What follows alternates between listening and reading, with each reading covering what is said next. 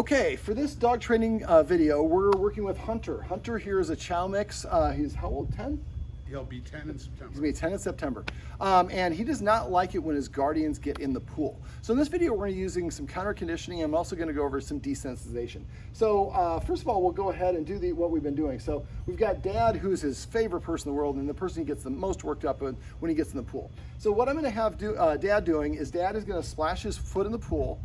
His son here, Will here, is going to click after that if he doesn't get up. And then he's going to give him a treat. And then Dad's going to pull his foot out and then splash again.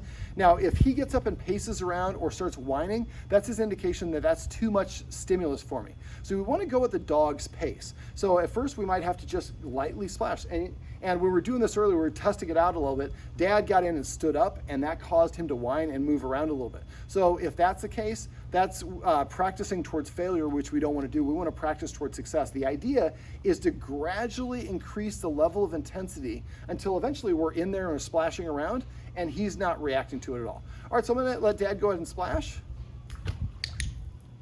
And he sat there, and we want to try to have the dog orientate so he's looking. Now he's looking directly at Will, but he can see Dad out of his peripheral. So this is a really good angle. Now he's pacing a little bit, so that might be it's a little bit much, and it is a little bit of a warm day for Santa Monica, and we've been talking for about an hour and a half. So this is ideally we want to keep these in short, successful sessions. Hunter, good boy. That's his marker word. All right, let's try to sit him down and do it again. Hunter, buddy. Hey, hey.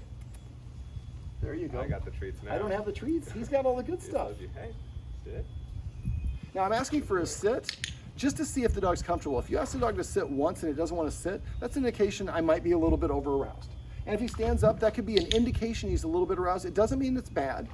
His tail's up, so he's a little bit alert, but he's engaging with Will, which is great. And go ahead and splash again.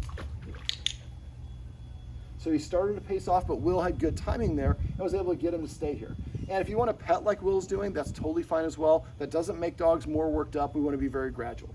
Now, what we're going to do for this is I recommend practicing this in short practice sessions. Now, if Dad's out here by himself, he can do the same thing. Just have the clicker, splash your foot in, and then as soon as he hears the sound, click and give a treat, provided that he doesn't show anxiety or start pacing around. And eventually we want to splash a little bit louder, a little bit louder, a little bit louder with one foot until you're like cannonballing with one foot. Then we're going to go 2 feet, and we're going to go back to a softer. When I do counter conditioning, I lower the intensity by decreasing the volume, slowing down the speed, or increasing the distance. So by slowing down the speed, we can decrease the volume a little bit on the splashing in. So when we go to 2 feet, go ahead, let's go to 2 feet, but gentle. And then we're going to give him the treat. So what we want essentially Hunter to feel like is when I hear this happening, I get a treat at the end, and it was a low enough level that I didn't freak out. And by gradually going at his pace, and this is probably going to take 6, 12, 20, there's no magic number of how many repetitions, but eventually it's like, can I get people to go in the pool? Because when they go in the pool, good things happen. Now there's also the sound of this. So we can talk about sound of this a little bit as well. So there's a cover for the pool and it's motorized. And when he hears that cover, he starts getting anxious because that cover is a trigger that means that the pool is about to be open, i.e. people are gonna start stepping in the pool and I'm gonna get freaked out about that. So what I'd like them to do is to record the audio. Put your phone right here or wherever the motor is and let it close all the way, and then I'd do a different recording of it opening. Probably the opening is the one that's more triggering. And then basically while he's eating, play it on your phone at a high enough volume so that he hears it, but not at a high enough volume that he stops eating or shows anxiety, so he doesn't whimper or whine or pace or drool. Drooling, sometimes they do that when they're eating anyways. And so the idea is gradually, at first we play it maybe level 2, then eventually level 4, level 8, and eventually you're plugging into a boom or an external speaker, and it sounds like the pool cover is inside. And eventually he just continues eating his food until he doesn't react to that sound anymore. At the same time, whenever the cover is opened, I would like to make sure that Hunter is not in the area so he doesn't practice hearing that and being associated with people going in here. Now you can also set your dog up for success by exercising them a little bit before you do this. Maybe a little bit of a walk, give him 10 minutes to rest. If he's still panting, wait for him to stop panting, then you can practice this. The nice thing about the recording is we can do the recording inside, away from the pool. When we're at the pool, that's really closer to the real world situation because the pool's right here. So we practice inside in the living room or the bedroom we can kind of control the elements by controlling the volume and help him feel relaxed. And then gradually we come out here and we can eventually work up to the point where he's out here and he hears the whole motor go opening it. And we click at the end to give him a treat, provided when he's out here he doesn't whimper. If he does, then we do it inside. You can do it with the pool, with his food, or you could play 5 seconds and then click and give him a treat. But the idea is the sound now is associated with something good. Now, there was another sound of the suction of the pool filtering system. So when that's really doing its thing and making the sound, go ahead and record that and do the same thing. You can play it while he's eating. Now, because that's a shorter sound, it's probably like a and then stop, and on and off, correct?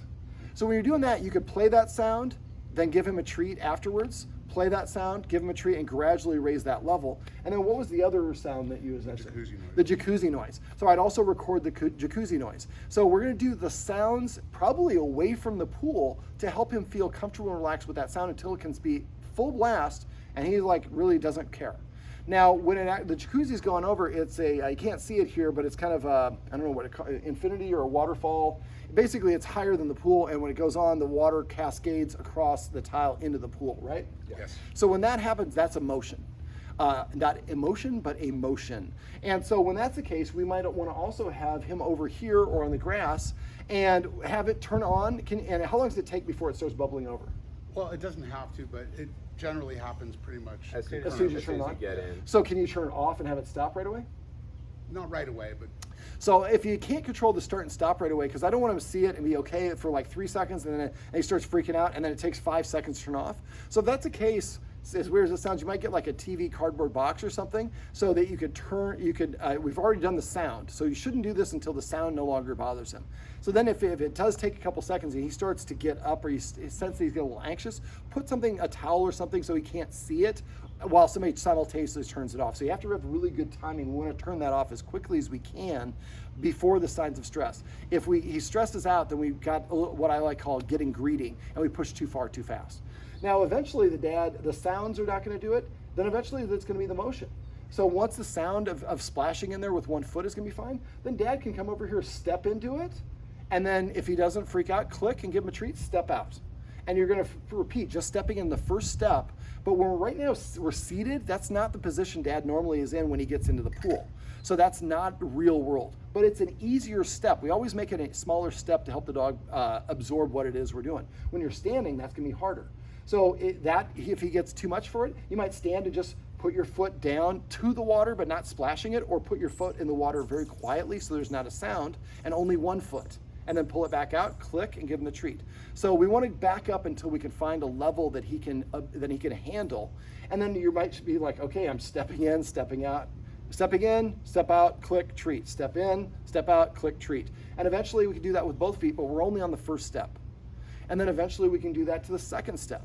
But always step out all the way to reset, so that way he understands that, okay, it's not too much. And again, this might take multiple practice sessions, so we have to go at hunter's pace, but eventually get to the point where he can go in and just stand in there and walk all the way in the pool. And he's relaxed, and then we step out of the pool and give him a treat. Now, we could also have a Will here when dad steps in the pool, and he's clicking, giving dad the treat. And eventually when dad is swimming, we want to swim. Ironically, when I tell people when they're doing the motions outside to move like you're underwater, well, we're actually going to be underwater this time. So you want to move kind of in fluid, slower movements. And eventually dad might just walk across the pool. And then Hunter looks at it, and somebody clicks and gives him a treat. And he might walk along, as long as he's walking, pacing, he's not anxious, he's not doing it back and forth, that's okay as well. And gradually, we would maybe do a recording of people diving into the pool and a cannonball. So we're going to systematically make a list of all the triggers: the sound of the pool cover opening, the suction of the vent, the waterfall or the jacuzzi going on, the water hitting, and that might be 2 separate things: the jacuzzi going on, the sound of the water cascading into the pool, and then splashing of people going in. So now we can program and work on all those things in the house, and work until you're full volume in the house, then come out here and do the real world thing. And once we've done that, that's when I want to start actually walking in the pool. So we're going to go slowly and set him up for success. Hunter. Come here, boy. Hunter. What do you think, Hunter? Is that going to be good for you? He's like, I don't know, we'll see. If I get a lot of really good treats, make sure you have a really good treat that he really likes. Go at his pace. Try to practice 2, 3, 4 times a day, but if you notice that 3 times a day, he's really anxious the rest of the day, maybe you only do it once or twice a day. We gotta go at his pace so that it's a good, positive thing for him. Well, this is my buddy Hunter, and these are some tips that you can use if you have a dog that doesn't like people getting into the pool.